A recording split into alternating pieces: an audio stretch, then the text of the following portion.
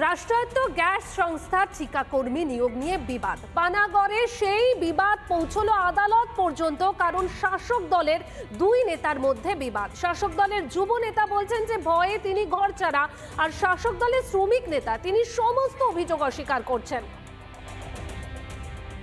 আর যে নিজস্ব মোবাইলের সিম কার্ড সেটি আমাকে বন্ধ করে রাখতে হয়েছে।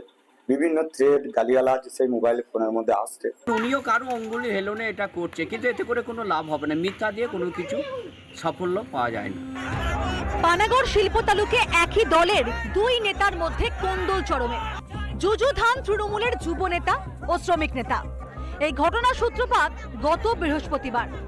রাষ্ট্রায়ত্ত গ্যাস সংস্থায় ঠিকাকর্মী নিয়োগ নিয়ে সেদিন উত্তপ্ত হয়ে উঠেছিল কোটা অঞ্চল। বিক্ষোভে সামিল হয়েছিলেন কোটা অঞ্চলের যুব তৃণমূল সভাপতি সুরজ কৃষ্ণ চ্যাটার্জি। অভিযোগ করেছিলেন অর্থের বিনিময়ে বহিরাগতদের ঢুকিয়েছেন আয়ুষ্গ্রাম 2 নম্বর ব্লকের আইএনটিটিউসি সভাপতি ইন্দ্রজিৎ কোনার। এইখানে কোনো 2 নম্বরই কোনো ছলনা বলনা এখানে চলবে না। এখানে ইন্দ্রজিৎ কোনার, যিনি এখানে আইএনটিটিউসি সভাপতি আছেন, তিনি মেনলি জড়িত। এর কয়েক ঘন্টা পরই পথ পরিবর্তন। বৃহস্পতিবার সন্ধ্যেতে নিজের মন্তব্য প্রত্যাহার করেন যুব নেতা।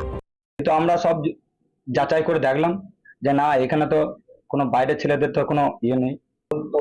হ্যাঁ, ভুল তথ্য ছিল। যা হোক, একটা মিস্টেক হয়েছে। কেন বদল করেছিলেন বয়ান?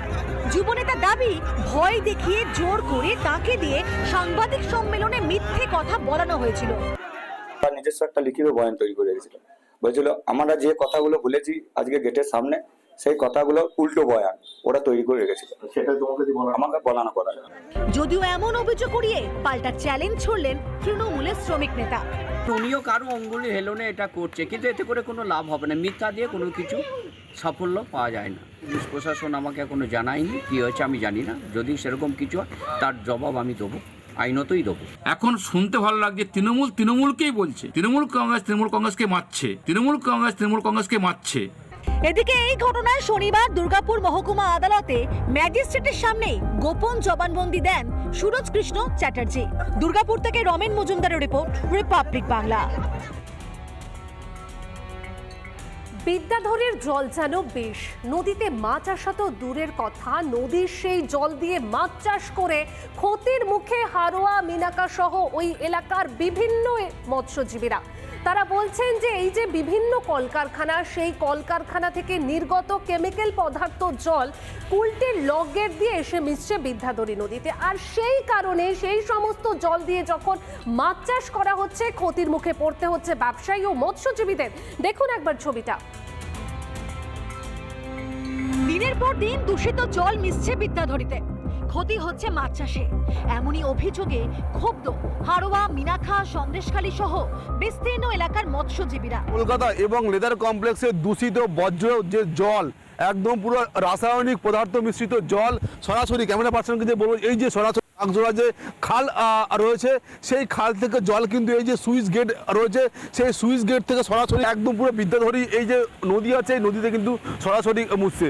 বিদ্যাধরী নদী থেকে জল নিয়ে মাছ চাষ করেন স্থানীয় মৎস্য চাষিরা, আর বিদ্যাধরীর দূষণে মাথায় হাত পড়ছে মাছ চাষিদের। কেমিক্যাল জল আমাদের এলাকায় ঢুকে যে মাছের ছোট ছোট ভিয়েনগুলো নষ্ট হয়ে যাচ্ছে, বা জল দূষিত হয়ে মাছ বাড়ছে না। কলকাতা সহ যে আরো পৌরসভাগুলো আছে, এই দিক দিয়ে ঘুরপথে বিদ্যাধরীতে ফেলা হচ্ছে। তো এইটা যদি ফিল্টারাইজ করে ছাড়া হয়, তাহলে এই জলটা এখানে মাছ চাষের উপকার হয়। অভিযোগ করেছিলাম, এছাড়া এই বিষয় নিয়ে অনেক আমরা আন্দোলন করেছিলাম, কোনো সুরাও পাইনি।